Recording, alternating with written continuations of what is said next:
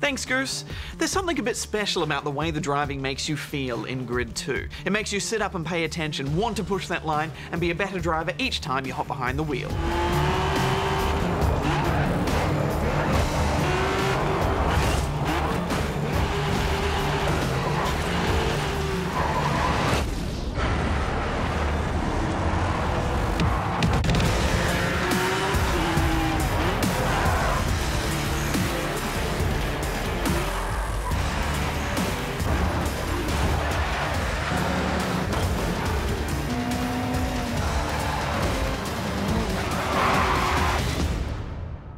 Race Driver Grid came out in 2008 and perfectly hit that sweet spot between arcade and simulation racing.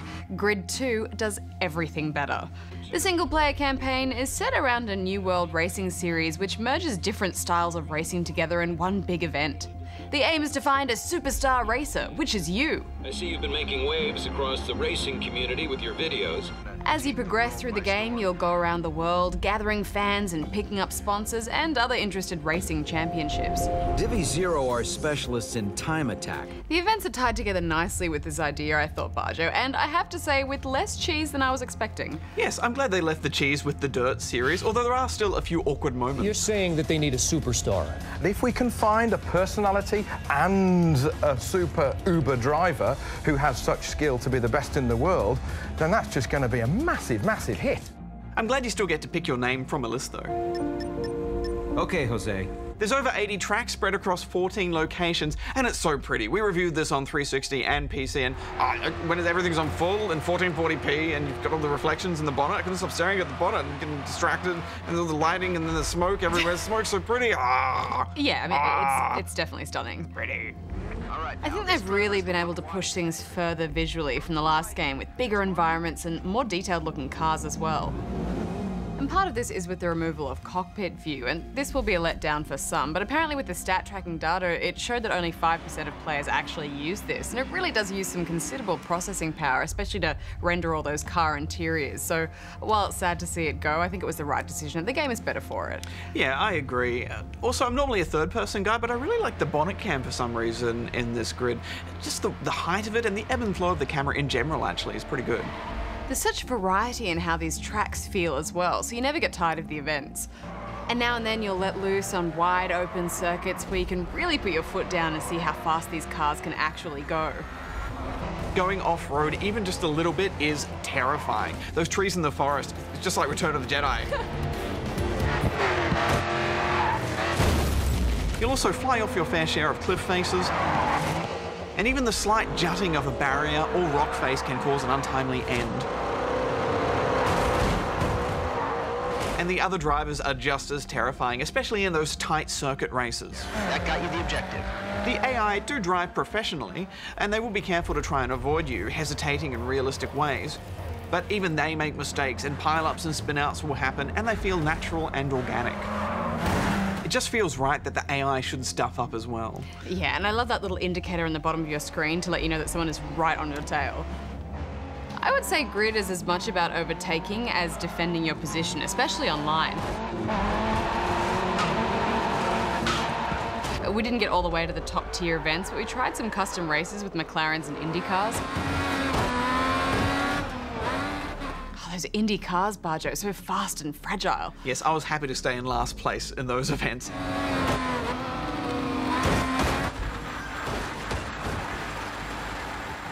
The hallmark of this developer's racing games is definitely the rewind feature, and they've smoothed that out a lot since the last game. Nearly into the top 3. For me, I think the best thing about the rewind feature is that it just makes you take more risks. I mean, you really start to push those corners when you know you have that limited safety net there. Good. Let's push for first. Yeah, and that's the core of this game, isn't it? The risk-taking. And you just feel like you've earned it when you've made a really tight pass perfectly. And I think that's why this mechanic has been used so often ever since the first Grid came out. I did find it a little bit frustrating that they start you out with a rear-wheel drive car, though, because they're much more difficult to control, and you're stuck with it for ages. Yeah, I always struggle with them too. At least it's not like Need for Speed Shift though, where they were just a nightmare to control in one hit and it goes all over the place. I think they nailed the difficulty though. Medium is tough, but it's the right kind of tough because you need to retry maybe 2 or 3 times to get even a decent place. First place never feels out of reach, just that you have to work for it, which is bang on, I think. Plus, I love how aggressive the AI get in those face-off races. Yeah, that came out of nowhere because they're so clean and professional in the other races, and suddenly it's on. That overtake promo race, though, was really tough. We have to chain together clean passes of other vehicles to multiply your score. Yeah, either we don't understand something about how that mode works, or the AI is totally cheating. I think they're cheating. And most of all, I love the drift mechanic because it's just that one step complicated from your average arcade racer. Yeah, I do like that you can't just jump in and slide around corners. There really is that next level of finesse needed, so you're always thinking about your speed coming into the turn and the right moment to pull out. You especially feel that handling when you brake suddenly as you're coming into a turn and the car just shudders. Car damage is detailed and fantastic too, and everything crashes into each other like it should. Yeah, you lose the right amount of control from a shunt or a spin out, but not enough to frustrate you. And when your car gets damaged too much, it'll start pulling to one side or overheating, and you'd better hope you have a rewind up your sleeve or you'll be scraping over the finish line. You know, I thought I'd hate having real damage turned on, but I think they've balanced it really well. I think the sound design is worth mentioning. You'll hear whoops from the crowd and music playing as you speed around the tracks. But the difference of your engine noises as it struggles uphill, for example, really make you sit up and take notice. Although, Hex, I look forward to the day where we have enough spare power in our consoles to render reactive and realistic crowds that scream and run from your inevitable crashes. Yeah, for now I'm happy to just stick with white shirt, repeat dude going like this.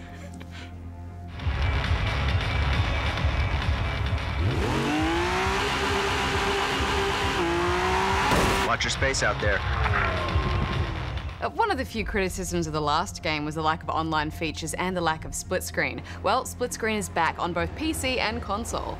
Along with upgrading your vehicles, the game tracks the stats of your friends' times, just like Need for Speed's auto log. And you can compete in global challenges which change each week. Plus there's YouTube integration for sharing videos, which is always appreciated. We couldn't test out all the online functionality because the game wasn't live at the time of review, but I was able to get a couple of hours in a multiplayer session with the developers who were all the way in the UK, and surprisingly little lag considering how far away they were. The lobby system worked well, and there's some interesting ideas, such as the live route system, where the track changes as you play, so it means it's more about who's the better driver as opposed to who knows the track the best. Also, I think the devs were pretty competitive and serious about their racing, and my mostly unintentional rough and tumble approach to racing caused some muted grief.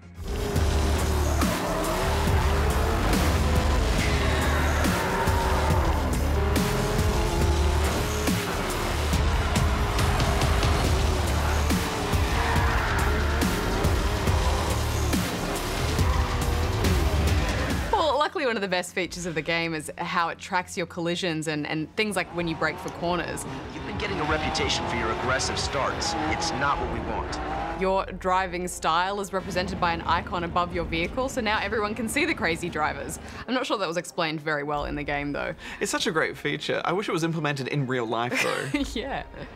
This is a classy racer with slick presentation, and much like their last few races, you can really tell that Codemasters are listening to their community.